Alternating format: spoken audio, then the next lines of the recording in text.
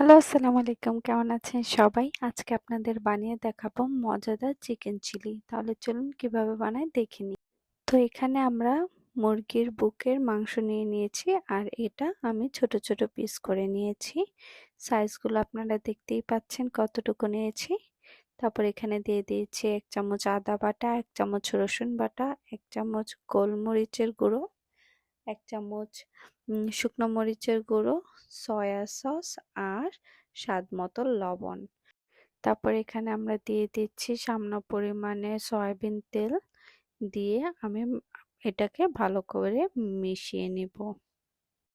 মিশিয়ে নেওয়া শেষ হয়ে গেলে এখানে আমি দিয়ে দিব একটা ডিম, দিয়ে আবার আমরা এটা ভালোভাবে মাখিয়ে নিব। তারপর এখানে আমি দিয়ে দিব প্রায় 3 চামচের মতো কর্নফ্লাওয়ার আর দিয়ে দিব 1 চা চামচ ময়দা। দিয়ে আমরা এটাকে আবার ভালো মতো মাখিয়ে নিব। মাখিয়ে আমরা কিছুক্ষণ প্রায় 15 থেকে 20 মিনিটের মতো আমরা এটা মেরিনেটের জন্য রেখে দিব। মেরিনেট করা হয়ে গেলে এখানে আমরা কড়াইতে দিয়ে দিব তেল আর আমরা একটু বেশি করেই তেল দিয়ে দেব। এবার আস্তে আস্তে করে আমরা মুরগির যে পিসগুলো সেগুলো ছেড়ে দেব। মুরগির পিসগুলো আমরা মিডিয়াম টু হাই আঁচে আমরা ভেজে নেব আর এটা লাল লাল হয়ে আসা পর্যন্ত আমরা পিসগুলো ভেজে নেব।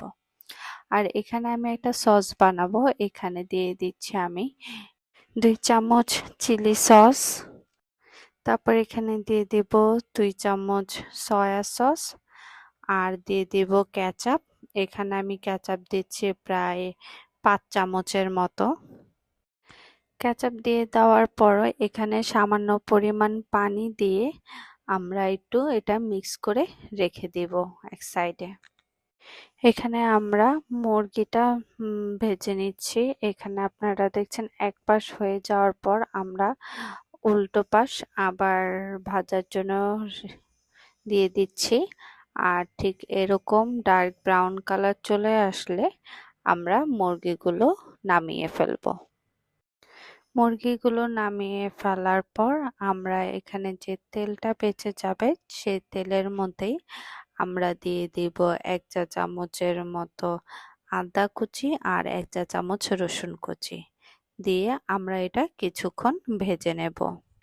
কিছুক্ষণ ভাজার পর এখানে আমরা দিয়ে দিব কিউব করে রাখা পেঁয়াজ আর এখানে দিয়ে দিচ্ছি ক্যাপসিকাম 2 কালারের, দিয়ে আমরা আবার কিছুক্ষণ প্রায় 2 থেকে 3 মিনিটের মতো একটু ভেজে নেব।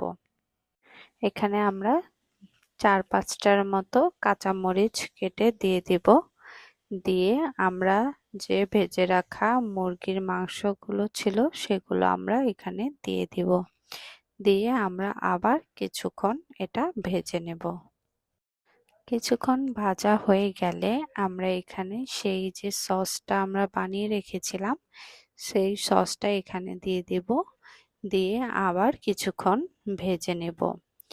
আর আরেকটা কথা, আমরা যেটা রান্না করব এটা প্রথম থেকে শেষ পর্যন্ত আমরা হাই হিটে রান্না করব। চুলার আঁচ কমানো যাবে না, কারণ চাইনিজ রান্না সবসময় হাই হিটেই করা হয়। তারপর এখানে আমি দিয়ে দিচ্ছি চিকেন চিলি মশলা। এটা আমি দিয়ে দিচ্ছি 1 চা চামচের মতো, দিয়ে আবার আমরা ভালো করে একটু মিশিয়ে নেব। তারপর এখানে আমরা দিয়ে দিচ্ছি 1 চা চামচের মতো চিনি, দিয়ে আমরা কিছুক্ষণ মিশিয়ে নেব। মিশিয়ে নিয়ে আমরা এখানে দিয়ে দিব কর্নফ্লাওয়ার। আমরা এখানে 2 চা চামচের মতো কর্নফ্লাওয়ার পানি দিয়ে গুলিয়ে তারপর এখানে দিয়ে দিচ্ছি। দিয়ে আমরা এটা আবার কিছুক্ষণ ভেজে নেব। তারপর এখানে দিয়ে দিচ্ছি আমরা স্বাদ মতো লবণ। লবণ দিয়ে আবার কিছুক্ষণ নাড়া দেব। কিছুক্ষণ নাড়ার পর হয়ে যাবে আমাদের চিকেন চিলি। তো আজকে এই পর্যন্তই। সবাই ভালো থাকবেন, সুস্থ থাকবেন। আল্লাহ হাফেজ।